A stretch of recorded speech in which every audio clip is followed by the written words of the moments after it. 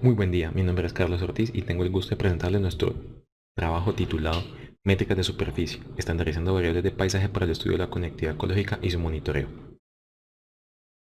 Evaluar la respuesta de los individuos, poblaciones o especies a las características del paisaje es una necesidad para entender los patrones y procesos que determinan la biodiversidad y para producir herramientas de manejo y monitoreo a escala de paisaje.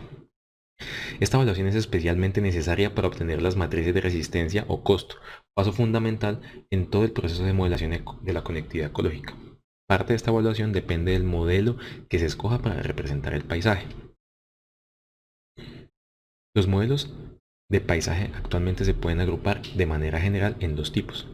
El modelo de parches asume el paisaje como un mosaico de unidades discretamente delineadas de hábitats o áreas homogéneas, como por ejemplo las coberturas vegetales, en las que la variación al interior de estas unidades se asume como inexistente. En contraste, el modelo de gradientes representa el paisaje como una o varias superficies continuas donde la única unidad discreta es el píxel o celda en una matriz de tipo raster. El modelo de gradientes presenta varias ventajas respecto al modelo de parches, especialmente que preserva la naturaleza variable y continua de los gradientes que se forman en el paisaje, facilitando su interpretación en términos de hábitat y nicho.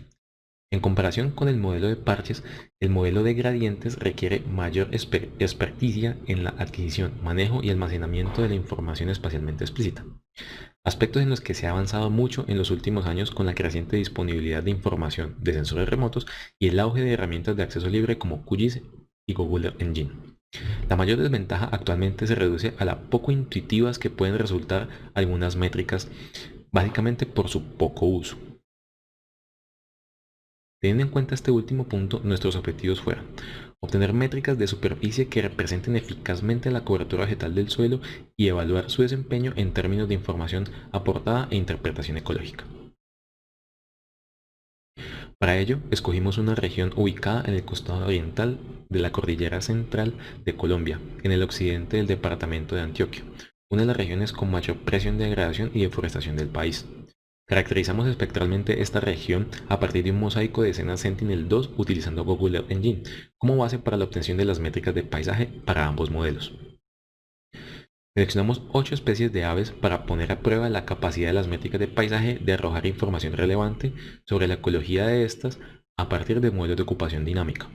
4 de estas especies se asocian con la cobertura de bosque y las otras 4 se asocian con los hábitats abiertos.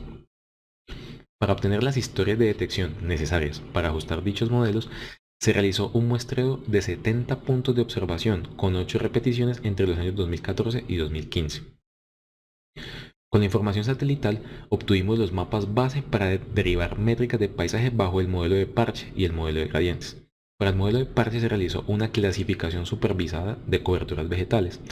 En el caso del modelo de gradientes se calcularon los índices espectrales polares de verdor, brillo y humedad. Los índices espectrales polares se obtienen al realizar una transformación de las bandas del mosaico Sentinel, la cual se fundamenta en un análisis de componentes principales y la definición de un foco espectral para realizar una rotación de ejes de variación. Así, la variación existente en las bandas espectrales de la imagen y que está asociada a la variación en cobertura vegetal se resume en el índice de verdor o PPSG. De esta manera se estimaron métricas de paisaje bajo el modelo de parches enfocados en la cobertura de bosque y métricas de superficie enfocadas en el índice de verdor bajo el modelo de gradientes. Con esta información se obtuvieron entonces 5 métricas de paisaje bajo el modelo de parches y 4 métricas bajo el modelo de gradientes. Las métricas bajo el modelo de parches cuantificaron el área total, la forma, número de parches, índice de agrietamiento y la distancia al vecino más cercano. Métricas ampliamente conocidas por su disponibilidad en software de libre acceso como Fragstats.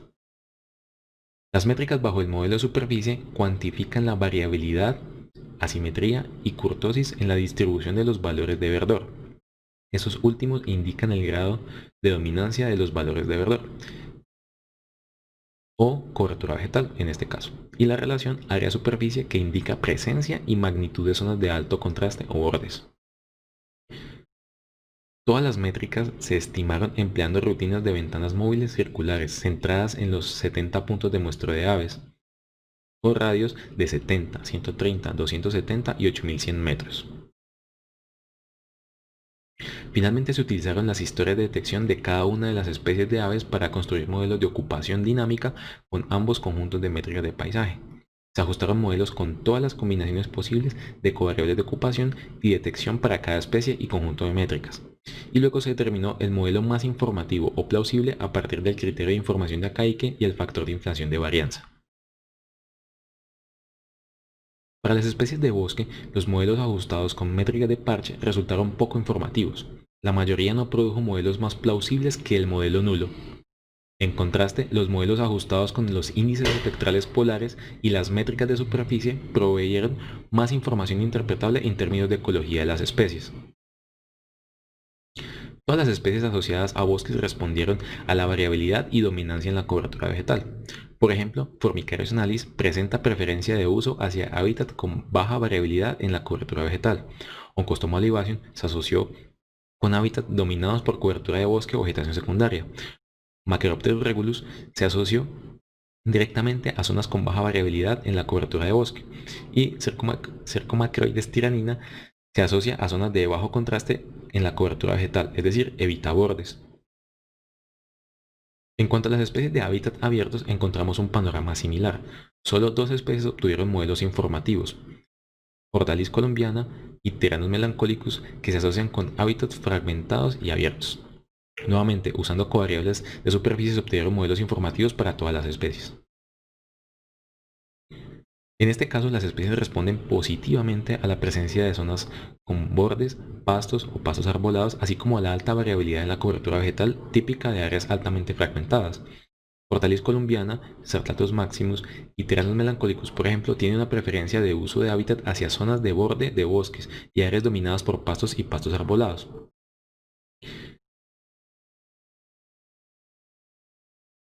Las especies de bosque respondieron principalmente a métricas multiescala, es decir, aquellas que incluyen los valores de sitios vecinos. Todas muestran preferencia hacia zonas con baja variabilidad, lo que podría suceder con amplitud de nicho. Requieren zonas menos variables y por lo tanto pueden ser sensibles a la falta de conectividad. Las acciones de conservación a escala de paisaje posiblemente deban considerar la creación o protección de corredores con cobertura continua de bosque. En cuanto a las especies de hábitat abiertos, estas responden más a la presencia puntual de pastos y la transición de pastos y vegetación secundaria. Es decir, que estas especies responden más a la disponibilidad de ciertas coberturas y no tanto a la configuración espacial de las mismas. Las acciones de conservación para estas especies quizás se relacionen más con la creación o mantenimiento de parches que funcionen como escalones o cercas verdes. Finalmente, estos resultados permiten inferir, en general, que los modelos que incluyen métricas de superficie proveen mayor cantidad de información interpretable en términos ecológicos. Resaltan la variación interespecífica en la respuesta a la cobertura vegetal del suelo y en conjunto pueden tener el potencial de mejorar la construcción e interpretación de los análisis de conectividad ecológica funcional.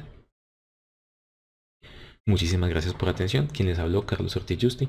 Entonces abrimos ese espacio para preguntas de esta ponencia. Una pregunta para Carlos de Diego Zárrate. ¿Estas aproximaciones las están direccionando a procesos de ordenamiento o restauración? Hola, muy buenos días. Buenos días, Diego, todos. Muchas gracias, Diego, por la pregunta. Realmente este tema lo hemos hecho pensando incluso antes de tomar la idea de si es ordenamiento o restauración o incluso desde la ecología como tal. Es decir, como la matriz de resistencia es un paso fundamental para hacer todos los análisis de conectividad. De hecho, pues el término de si el análisis de conectividad es funcional o estructural, ¿cierto? Básicamente recae en el tema de la matriz de resistencia. Nos pusimos, digamos, como en la tarea de ver cómo mejorar o qué herramientas utilizar para tener mejores matrices de resistencia. Y en ese sentido, entonces, digamos, vimos que la mayoría de estudios se basan en un modelo de paisaje, ¿cierto? Casi que inequívocamente, cuando pensamos en ecología de paisaje en general y en conectividad, pensamos en parches de bosque o parches de hábitat particular, y hacemos una clasificación, casi que como de forma instintiva hacemos una clasificación. Pero resulta que hay otros modelos para describir el paisaje que nos pudieran dar mayor información, dada la naturaleza variable y no discontinua del paisaje, porque hay una serie de supuestos que se tienen en cuenta y están implícitos cuando hacemos una clasificación de coberturas, ¿cierto? Una de ellas es, por ejemplo, que las coberturas son homogéneas al interior y los bordes son iguales para todas partes. Entonces, digamos, lo que quisimos fue explorar cómo, bajo el modelo de gradientes, poner a prueba si podríamos tener mayor información ecológica que alimente estos modelos de conectividad a través de la matriz de resistencia. Y lo que encontramos es que, al menos en nuestro caso, para estas aves y en el paisaje en el que trabajamos, los modelos basados en gradientes, pues, dan mucha más información. Entonces, una vez si hacemos el análisis de conectividad con información basada en el modelo de gradientes, pues vamos a tener, bien sea ordenamiento o clasificación del paisaje o zonificaciones o cualquier ejercicio, digamos, ya mi objetivo va a tener una mejor, se va a alcanzar más fácil, vamos a tener más precisión en los análisis de conectividad, van a ser ecológicamente más robustos. Sí, bueno, muchas gracias. ¿Tienes otra pregunta? Permíteme un momento. Ah, no, esta es para otra persona. No, entonces yo aprovecho y te pregunto a ti, Carlos, porque Claro. se me hizo supremamente novedoso esta aproximación, pues precisamente las métricas estructurales y Fragstaff tienen que evolucionar, y bueno, todo lo que hemos hablado y lo que explicabas de incluir esta mirada un poquito más difusa de todo esto y no tan escalonada como nos lo muestran estas métricas, ¿no? Además, la importancia de estas métricas en el sentido que vienen directamente, prácticamente directamente del sensor, ¿no? Entonces, eso también es una ventaja grandísima. Yo quería ir por ese lado y que nos explicaras un poquito las herramientas que utilizaste para calcular estas métricas, que nos hagas, digamos, como una mirada general de las métricas que utilizaste y de las herramientas. ¿Nos podrías hablar un poquito más de eso? Sí, bueno, cuando usamos una clasificación, lo que hacemos es una reducción, ¿cierto? Un resumen de una información que puede llegar a ser subjetiva, porque muchas veces las clasificaciones no dan igual si la hago yo o si la hace otra persona, ¿cierto? Cuando tomamos directamente los datos del sensor y hacemos un trabajo directamente sobre los datos del sensor, pues, digamos, se baja un poco esa subjetividad en hacer la clasificación. Así como en el modelo de parches, ¿cierto? Hay varios modelos de paisaje, pero digamos que aquí está modelo de parches y modelo de gradientes. El modelo de parches se basa en cuantificar características de los parches, área, forma, bueno, todos los índices Fragstaff típicos. Con los índices con las métricas de superficie o el modelo de gradientes, yo lo que hago es una caracterización estadística de los valores que tienen los píxeles. Por ejemplo, una de las métricas es rugosidad, que lo que mide es la variabilidad en los valores de los índices en un radio particular, ¿cierto? Entonces, al igual que en el modelo de parches, yo necesito una superficie, en ese caso clasificada, muy digamos, buena, que represente realmente la realidad de las coberturas. Asimismo, tengo que tener una superficie que me represente la cobertura. En este caso, nosotros encontramos que los índices espectrales polares son muy buenos porque realmente me están caracterizando variación de una forma más continua, donde, digamos, lo más discreto es el píxel, el tamaño de píxel, 10 por 10 metros, en este caso que es Sentinel. Entonces, yo puedo caracterizar mucho más esa variabilidad. Y es interesante que, al menos, por ejemplo, para las especies de bosque, es la variabilidad o la baja variabilidad en las coberturas vegetales las que determina su presencia o su probabilidad de ocupación. Cosa que si yo hago solo con área o con los índices que me di de parches no tendría. Entonces, fíjese que si yo fuera a hacer un plan de conservación para las especies de bosque con los parches, no lo puedo hacer con ese método o me toca ir a literatura o a digamos, a conocimiento experto, que está bien, pero si yo puedo hacerlo directamente con los datos, pues está mejor. Para finalizar, algo de lo que ha potenciado mucho el tema de las métricas de paisaje con Frastax es Frastax, ¿cierto? Es decir, Frastax desde el 90 y pico puso digamos, a todo el mundo a calcular muy fácil esas métricas, entonces eso se popularizó. Mientras que las métricas de superficie ni siquiera nacieron como una medida ecológica, o sea, provienen de la ingeniería, ¿cierto? Aunque también son viejas, del 30 algunas, estas métricas, digamos, se hicieron para evaluar superficies manufacturadas, pistones de motores y estas cosas. Entonces, hasta este año, en el 2020, salió un paquete que estaba referenciado en la diapositiva, se llama GeoDeep, paquete R que te permite calcular estas métricas de superficie. Entonces, cuando ya tenemos software de acceso libre como QGIS, Google Earth Engine y ahora paquetes de R que te ayudan a sacar esas métricas, pues uno esperaría que esas métricas se puedan popularizar más y estandarizar más, caracterizar de mejor manera para que, pues, digamos, migremos a hacer mejores modelos de conectividad en general. Sí, excelente. Definitivamente estas nuevas herramientas nos están acelerando todo este conocimiento para medir precisamente conectividad. Yo te quería preguntar, bueno, pero no sé si tenemos tiempo, que es una última pregunta mía que Dale, quiero Santi. Listo. Sí, es que quiero aprovechar a Carlos porque esta presentación me gustó mucho por lo novedosa. Eh, hay hay algo que nosotros los biólogos y ecólogos pues siempre nos han criticado y es el concepto de paisaje, ¿sí? ¿Tú por qué? Explícanos un poquito por qué utilizaste buffers, esos buffers, asumiendo que esos son tus paisajes, ¿no? O sea, ahí digamos, desde la geografía, nosotros nos dicen, hombre, no, eso no es un paisaje, ¿no?